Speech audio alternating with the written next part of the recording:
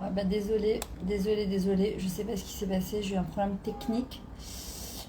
Je n'ai pas réussi à reprendre la vidéo, donc on continue.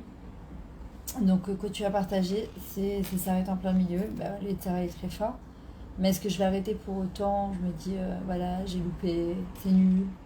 Bah non. Non, on continue, on s'accroche, c'est pas grave. Ezrat Hachem et le coup il va être d'autant mieux, d'autant mieux, d'autant bien, d'autant meilleur. Waouh, je me rappelle plus comment on dit. Alors, ce que je disais justement, c'est qu'on n'a aucun contrôle sur les résultats. La seule chose sur laquelle on a du contrôle, c'est qu'on peut les HPA, on peut influencer. Et dans la vie, on est soit influençable, soit influenceur. Dans quel camp nous décidons de nous mettre pour cette année Bezrat Hachem? Moi, avant, j'étais quelqu'un de très influençable. Je ne pouvais rien faire sans demander l'avis de 1 milliard d'êtres humains.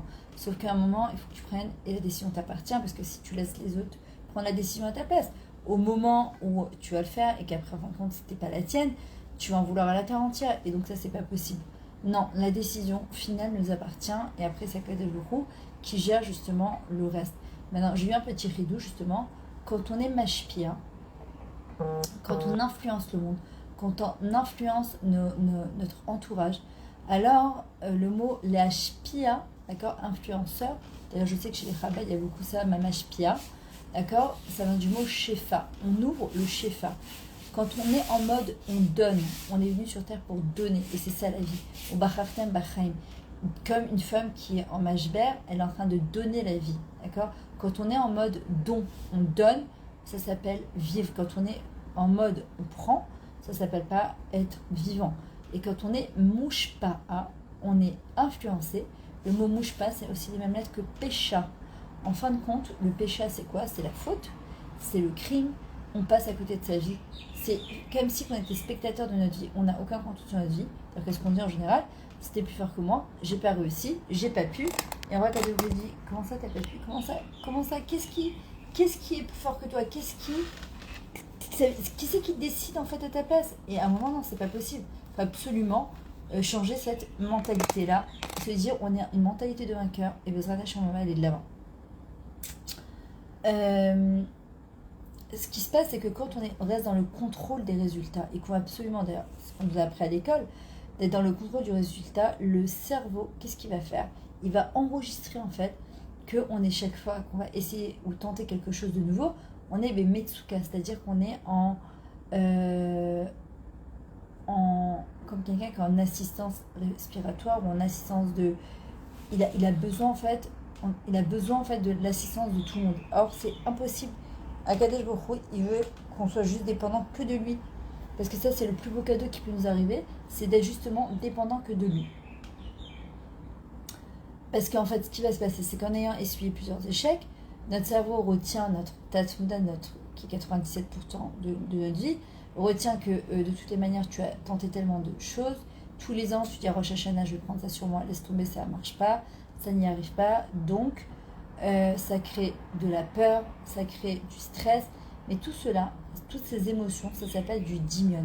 Le dimion, c'est l'imagination. Or, Adam, l'homme, il a un corps hadimion exceptionnel, une force d'imagination qui est exceptionnelle, qui peut l'amener très haut à faire des choses grandioses, mais aussi ça peut l'amener complètement à terre, parce que quand le dimion, l'imagination n'est pas canalisée comme il faut, pour créer justement, ou domer la lion, de comprendre qu'on est illimité au niveau de nos capacités, ce qui va se passer, c'est que on va, avec notre dimion, notre peur, on va rentrer dans des paniques, dans des stress. Aujourd'hui, j'entends de plus en plus des etkef harada. C'est que les gens, ils sont pris de panique. Mais de quoi, en fait? Souvent, c'est que dimoni, c'est dans leur tête que ça se passe. Il n'y a rien qui se passe, c'est que dimoni. Parfois, il faut aller se faire aider. Parce que sinon, ce qui se passe, c'est que les personnes se disent, je ne vaux rien. Ça sert à rien que je continue. Je n'ai aucune valeur. Et là, on rentre dans un tourbillon, non pas de la vie, mais un tourbillon de la mort. Et c'est chaval. Parce que Akadosh Baruch Hu nous offre encore un an de vie. Ça veut dire qu'il a besoin que dans ce monde-là, nous puissions amener notre désattaché à notre lumière.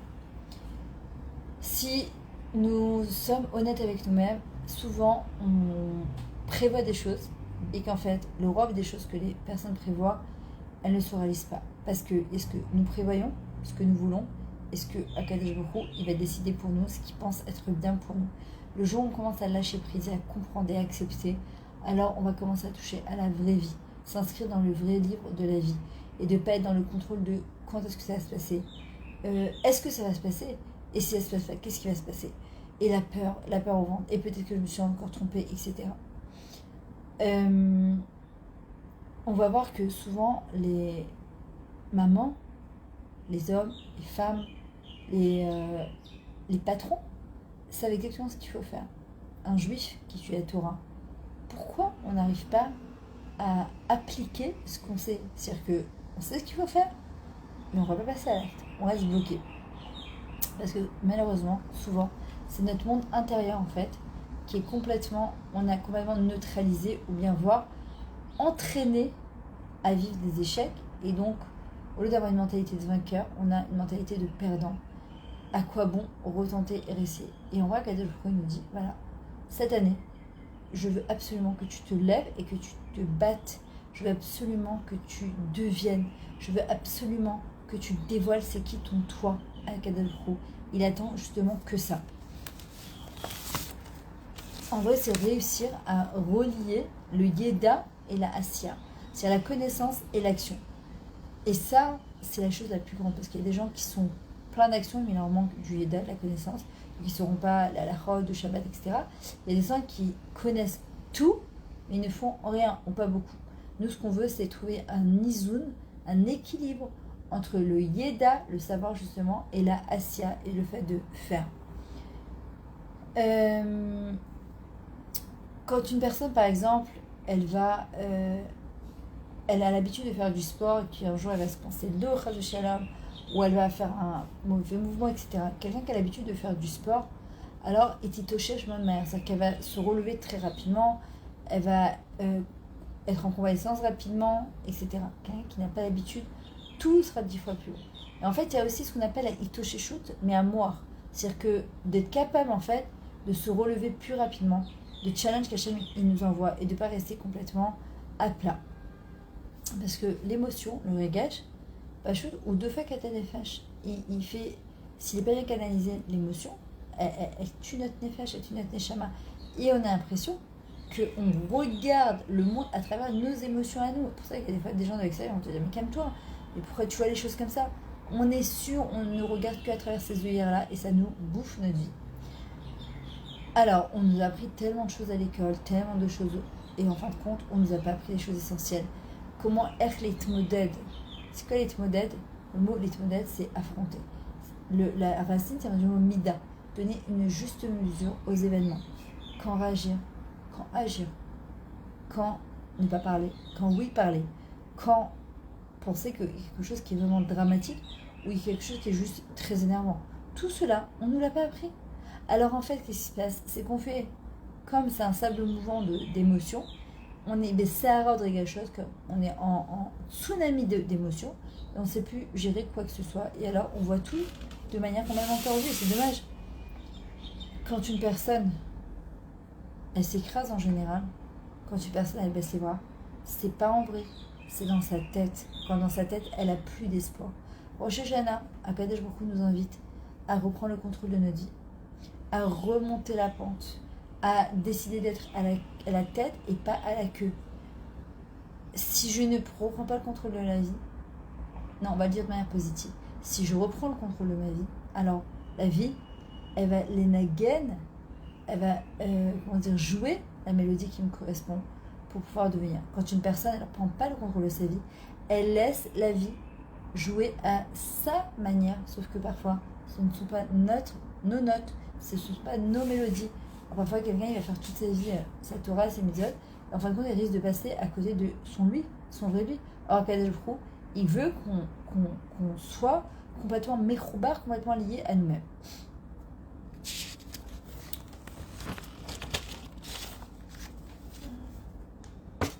N'oubliez pas de faire un partage, s'il vous plaît, de cette vidéo.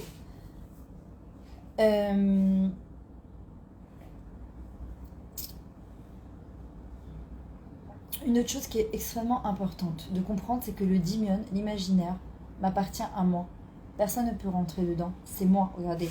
Prenez deux personnes, elles vont lire exactement le même livre. Si on pouvait rentrer dans leur cerveau, vous verrez que chacune imagine les personnages de manière complètement différente. Les paysages, l'endroit où ça se passe, de quelle manière ça se passe. C'est pour ça qu'un livre, c'est encore plus fort qu'un film. Parce que t'es mitraberet, en fait, tu te lis au livre. Le livre, c'est en forme de vav, comme un Sefer Torah, parce que c'est le chibour. Tu te lis à l'histoire, en fait, au personnage, même s'il il est imaginaire aussi. On a une capacité en fait de rentrer dans la peau du personnage, d'imaginer la scène, la situation, etc. Et parfois même d'en pleurer ou d'en rigoler. Alors que ça n'existe absolument pas. Donc on a une force et que si on sait utiliser, mais ça peut nous amener waouh dans un endroit exceptionnel. Le Rov Anashim, la majorité des gens attendent que le monde lui donne un sens à sa vie, lui dire combien il a de la valeur, combien il est exceptionnel, combien il en vaut la peine. Le problème c'est que si j'attends que le monde donne un sens, une mashmaout à ma vie, c'est que ma vie n'a pas de sens. Donc quand je reprends le contrôle de ma vie et que je choisisse quoi qu'il arrive, que ma vie en vaut la peine d'être vécue, que ma vie elle a un sens énorme, que si Akadosh Baruch Hu m'a donné m'a permis de vivre encore une fois, si qu'Hachem il croit en moi, et si le maître du monde il croit en moi, comment moi je pourrais ne pas croire en moi justement. Le pire ennemi qui peut se trouver sur mon chemin pour devenir, c'est moi. Le meilleur ami, c'est moi. C'est moi. C'est personne d'autre. Parfois on croit que Hachem vous a mis des ennemis sur notre chemin. C'est que moi j'ai quelque chose souvent à régler et c'est que une fois que je règle cette chose-là, à besoin d'Hachem, les choses elles changent. Sinon, le robe du monde, la majorité des gens, qu'est-ce qu'ils font? Ils passent leur temps en fait à courir après la vadaout. Et moi la première. La certitude, il n'y a aucune, on l'a vu avec le corona, et on continue à courir après ça. Il n'y a aucune certitude, il n'y a aucune ni dans le couple, ni dans les enfants, ni dans la santé, ni dans la parnassa. Tu peux être la plus grande milliardaire du monde, il n'y a pas de certitude. La seule certitude, elle est chez Akadosh Baruch Hu. Alors, Bichéa, surtout si on est en certitude matérielle, encore pire, c'est-à-dire qu'on n'a aucune certitude. Mais les certitudes spirituelles, on peut espérer là-bas. Même si Chachamé nous dit ne crois pas en toi jusqu'au dernier jour de ta vie, parce qu'il y a des moments dans la vie où on a envie de tout balancer, tout craquer, etc. Et on sait très bien que ça ne va rien changer du tout.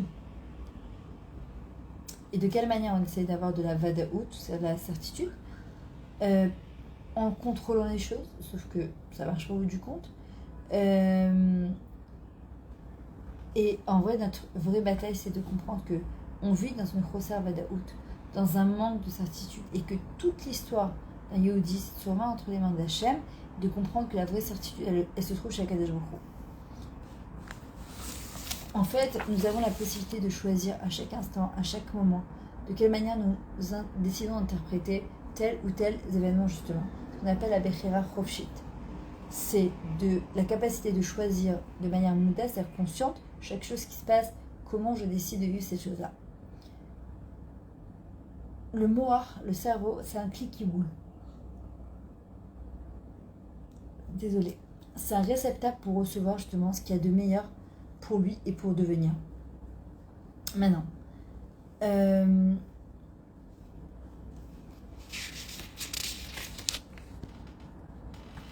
Alors, ce que Akadosh Baruch Hu nous dit, il nous demande, et sur cette nouvelle année aussi, c'est quoi? C'est de plus se concentrer, de reprendre le contrôle de ses pensées, d'avoir plus de ce qu'on appelle mikoud et rikouz, c'est-à-dire d'être plus memoukad, de savoir plus où on va, d'être plus concentré où on va, se concentrer sur le présent, parce que dans le présent, pour le moment, je suis la meilleure version de moi-même, et que Bezrat Hashem, on continue à avancer de cette manière-là.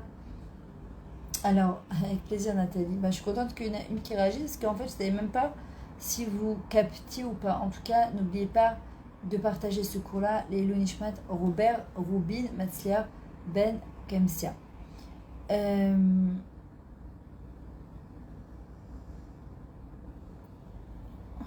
En vrai, ça me posait vraiment une question. Est-ce que je suis dans le passé ou je suis dans le futur? Est-ce que je suis dans le présent? Dans quoi je suis? Parce que sinon, le Nefesh, il est plein de traumates. Encore une fois, si on ne peut pas se faire aider tout seul, qu'on aille voir quelqu'un. On a tellement aujourd'hui, alors évidemment, je dis toujours, de choisir quelqu'un qui a de la Yirat Shamaim et de ne pas aller voir n'importe qui, ça c'est sûr. Maintenant, si j'arrive à comprendre que Akadosh Baruch Hu, c'est lui le boss, c'est lui le boss de ce monde, et qu'en fait, comme la ville, il y a un chalier qui envoie les colis de chaîne, d'accord, il sait très bien où c'est qu'il doit l'envoyer. Il a l'adresse, il a le code, il sait exactement là où il doit envoyer. Et bien, la même manière qu'il nous a envoyé comme colis sur ce monde-là, dans ce monde-là, pour pouvoir se réaliser. Et à Kadosh, il a confiance en nous, qu'on est capable de se réaliser et qu'on doit se réaliser. Maintenant, le docteur Oded Kravitz, il entraîne, c'est un entraîneur et un coach sportif très réputé en Israël. Il raconte que donc il est en train d'entraîner et il va passer aux Jeux Olympiques. Alors, dans les Jeux Olympiques, il y a 55 personnes qui se présentent. Sur les 55 qui sont en concurrence, il n'y en a que 8 qui vont être sélectionnés, jusqu'à qu'on a le dernier qui gagnera la Coupe du Monde. Et en vrai, il faut comprendre que dans ce jeu-là, alors il disait que son élève, il y a un essai. Ils ont le droit à un essai, pas comme le foot, on peut se faire un essai.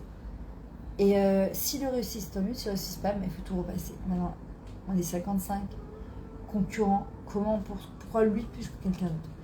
Et en vrai, il expliquait, il dit, est-ce que vous croyez qu'il a le temps de penser au moment où il doit faire son action? Qu'est-ce que le public, les médias, tous les gens qui sont connectés maintenant à mon jeu, est-ce que vous croyez vraiment qu'il est là en train de se dire de quelle manière je vais tenir la balle, comment je vais sourire, est-ce que je suis assez beau, est-ce que...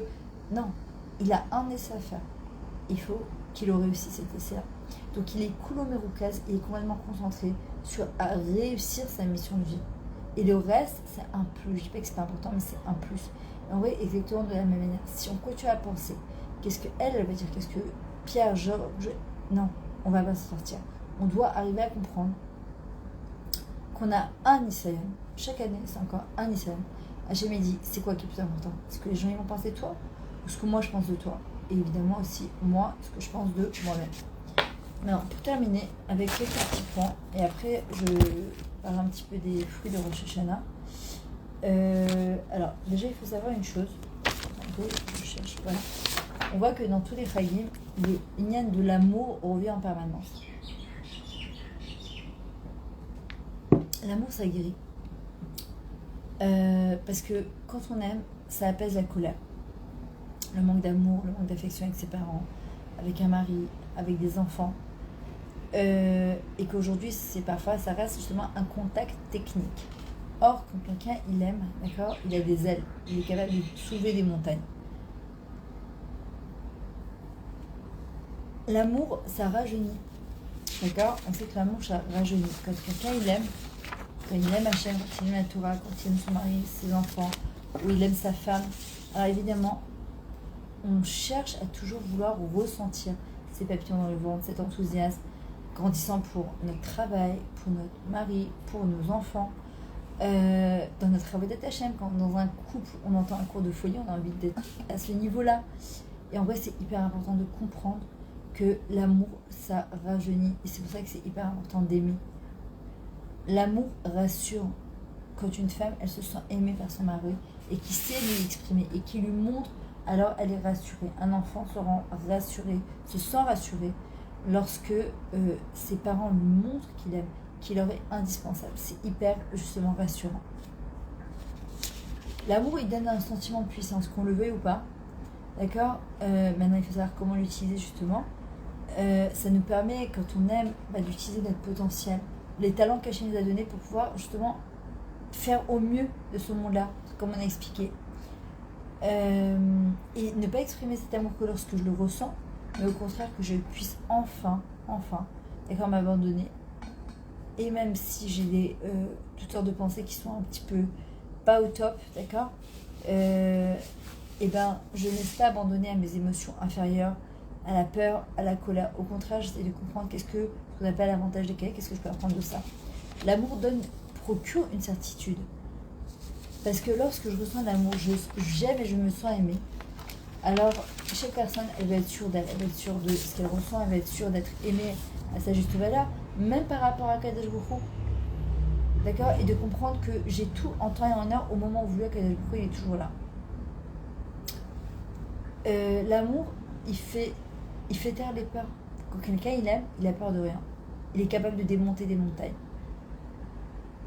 Alors que lorsque j'aime rien, ne me fait pas peur, je me sens protégée d'Hachem et Omar. J'ai cette sensation que tout coule, tout est zorem, en sécurité et capable de rassurer les personnes en face de moi. L'amour réel, d'accord, révèle l'immortalité. Quand une personne, elle l'aime, elle a l'impression que ça va durer pour l'éternité. On doit prier pour ça justement.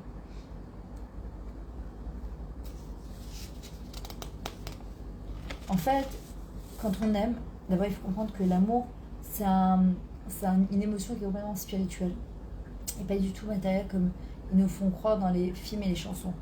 En fait, on a la sensation de planer et de regarder le monde avec beaucoup de recul. C'est ce qui manque souvent aux personnes, c'est qu'ils plongent la tête la première, ils sont submergés émotionnellement, alors qu'en vrai que quand on aime, on prend la vie avec du recul.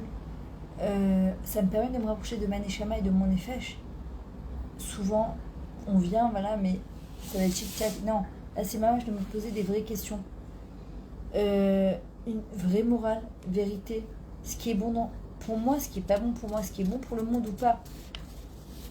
Et ça, ces moments-là, alors je les immortalise au contraire. Et ça crée des sentiments de bonheur exceptionnels et incroyables. L'amour, il apporte la paix. Les gens, vous verrez qu'ils sont tout le temps en train de se disputer avec tout le monde. C'est des gens qui sont pas de shalom à l'intérieur d'eux-mêmes. Et je les invite, ces personnes-là, à aller voir quelqu'un se faire aider. Parce que c'est pas possible de ne pas être en shalom et de ne pas faire shalom aussi avec les autres, voire même pourrir la vie des gens. Mais à condition que je m'aime et j'aime les autres pour ce que je suis vraiment. Et que même avec mes défauts, j'arrive à comprendre que ça doit passer par là, ce sont mes défauts. L'amour, il concilie les différences. Regardez, prend un homme, une femme, ils se rencontrent, ils se connaissaient pas, ils tombent amoureux. Et alors pourtant qu'on est tellement différents, qu'on vient avec des bagages différents, d'où ça sort ce truc-là. Et bien justement, quand on aime et qu'on concilie deux personnes différentes, deux manières de passer différentes, alors ça me met dans la bienveillance, dans le chesed. Je suis dans le non-jugement, je suis prête à accueillir, d'accord, je sais pas quoi, mais l'amour rapproche d'Hachem. Quand je comprends que chaque personne qu'Hachem m'a envoyée, c'est une shlichut d'Akadosh Baruch Hu, c'est une mission, que chaque personne va me permettre de me connaître encore un peu plus et de grandir, alors je vais apprendre à aimer, accepter ce que Hachem m'envoie et donc de grandir de plus en plus.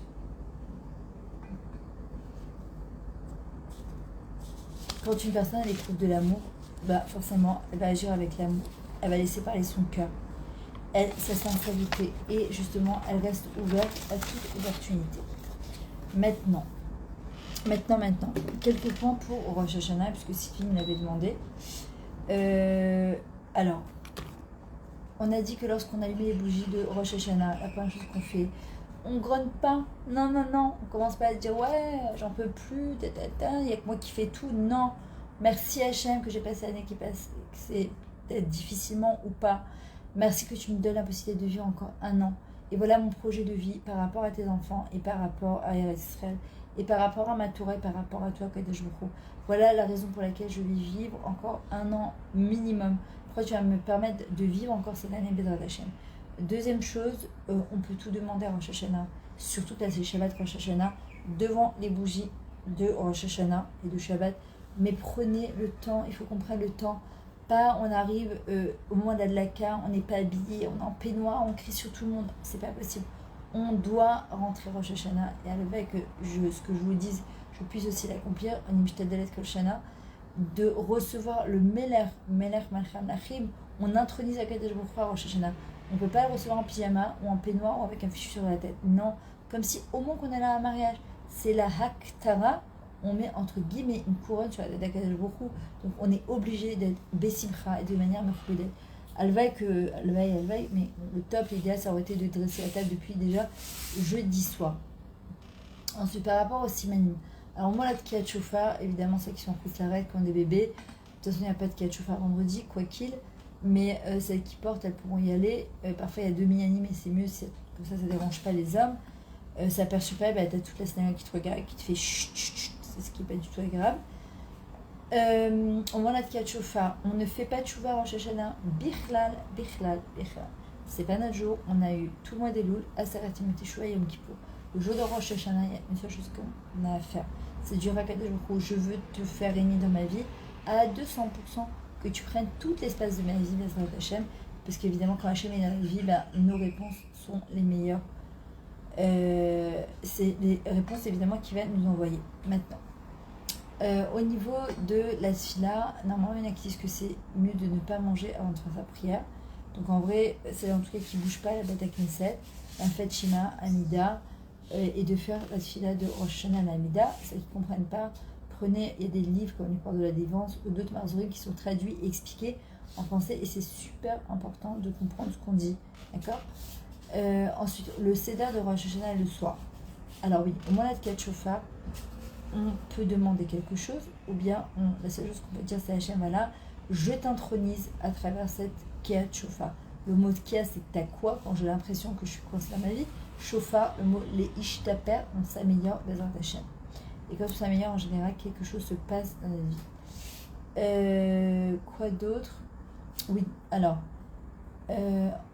quand on prend le tamar, d'accord, et qu'on l'ouvre en deux, en fait, c'est comme deux capotes et Adaim, c'est comme deux mains qui sont ouvertes vers le ciel. On demande à Kadosh Baruch Hu que cette année, elle soit sucrée et que on puisse recevoir tout ce qu'il y a de bien dans la vie. Et le rimon, que tous nos mérites soient aussi grands que le rimon, ce qu'on demande. On voit qu'il y a plein de grains. C'est bon d'ailleurs avec du sucre vanillé, du sucre roux et de la fleur d'oranger. C'est trop bon. Le soum-soum, le sésame, on demande à Kadosh Baruch Hu que notre vie, elle soit plein de soum-soum, plein de mérites. Bon, c'est pas tout le monde qui aime ça, mais voilà.